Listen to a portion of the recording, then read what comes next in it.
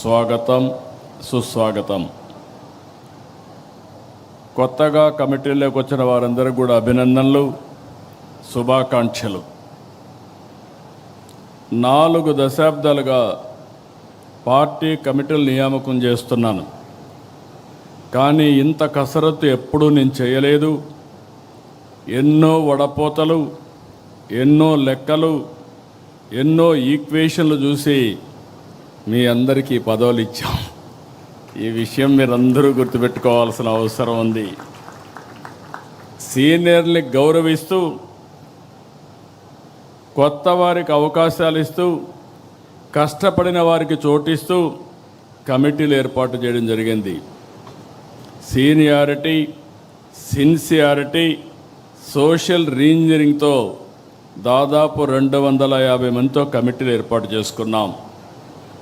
అనుభవం, యువశక్తి, సమర్థత గీటురాయిగా పార్టీ కమిటీలు ఏర్పాటు చేశాం.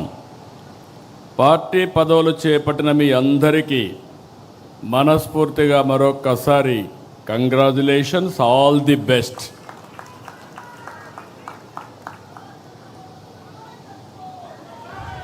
కొత్త టీంతో పార్టీకి కొత్త ఎనర్జీ రావాలి, కొత్త దిశ రావాలి. కార్యకర్తే అధినేత అనేది కేవలం స్లోగన్ కాదు, ఇది మన సిద్ధాంతం. ఆచరణలో చేసి చూపించాం. ఈరోజు వేదిక పైన చూస్తే ఒక మండల పార్టీ అధ్యక్షురాలని, ఒక క్లస్టర్ ఇన్ఛార్జిని పాలిట్ బ్యూరో మెంబర్గా చేయగలిగాం. ఈరోజు మా రామ్మోహన్ నాయుడు గారు కేంద్ర మంత్రి కార్యకర్త స్థానంలో కూర్చుంటే, ఆ కార్యకర్త పాలిట్ బ్యూరో స్థానంలో కూర్చున్నారు. అది తెలుగుదేశం పార్టీ విశిష్టత. ఇది దేశంలో వేరే పార్టీలో సాధ్యం కాదు. That is Telugu Desam. ఏదైతే చెప్పామో దాన్ని నిరూపించుకుంటున్నాం. పార్టీ ఆవిర్భావం నాడు ఎంత ఫ్రెష్ లుక్ ఉందో, అది 40 ఏళ్ళు వచ్చినా అదే ఫ్రెష్ లుక్ ఇప్పుడు కూడా కనిపిస్తుంది. దేశంలో తెలుగుదేశం పార్టీ ముందు పుట్టిన పార్టీలు ఉన్నాయి, తర్వాత పుట్టిన పార్టీలు ఉన్నాయి.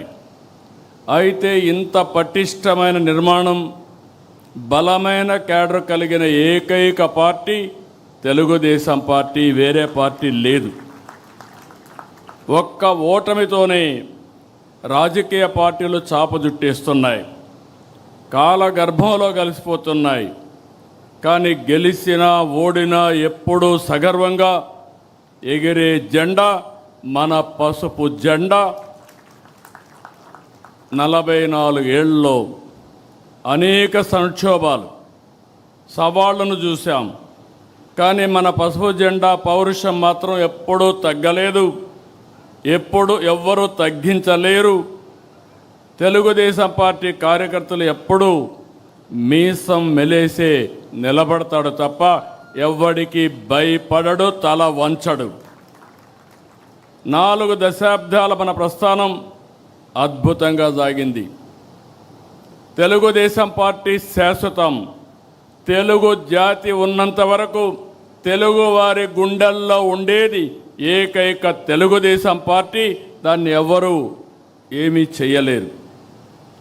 ఇది జాగాలంటే మనం మరింత బలోపేతం కావాలి. 2024 ఎన్నికల్లో టికెట్లు కావచ్చు, ఈరోజు పార్టీ కమిటీలు కావచ్చు. కొత్త తనానికి, యువతరానికి, మహిళలకు ఎక్కువగా అవకాశాలు ఇచ్చాం. ఎప్పుడు కూడా ఈరోజు చూస్తే నాకెంతో ఆనందంగా ఉంది. ఈ మీటింగ్లో మొట్టమొదటిసారిగా మహిళలకు సముచితమైన స్థానం ఇచ్చాం. రాబోయే రోజుల్లో ఇంకా ఎక్కువ స్థానం ఇస్తాం. అందుకే కేంద్రంలో ప్రవేశపెట్టిన బిల్లును మీరు చూస్తే మహిళా రిజర్వేషన్స్ పూర్తిగా మద్దతు ఇచ్చిన ఏకైక పార్టీ మొదటి నుంచి తెలుగుదేశం పార్టీ. యువతకు, చదువుకున్న వారికి కేంద్రంలో పదవులు ఇచ్చాం, మంత్రులు చేసుకున్నాం. రాష్ట్రంలో కొత్తగా వచ్చిన వారు చాలామంది మంత్రులయ్యారు. చదువుకున్న వాళ్ళందరికీ మంత్రి పదవులు ఇచ్చి ప్రోత్సహించాం. ఈరోజు రామ్మోహన్ నాయుడు గారు, బైరెడ్డి శబరి, రాజేషి లాంటి వాళ్ళ జాతీయ ప్రధాన కార్యదర్శిగా మనం నియామకం చేసుకున్నాం. ప్రతిపక్షంలో యువ గళంలో ప్రజల్లో చైతన్యానికి, పార్టీ విజయానికి ఆ రోజు లోకేష్ దోహదం చేశారు.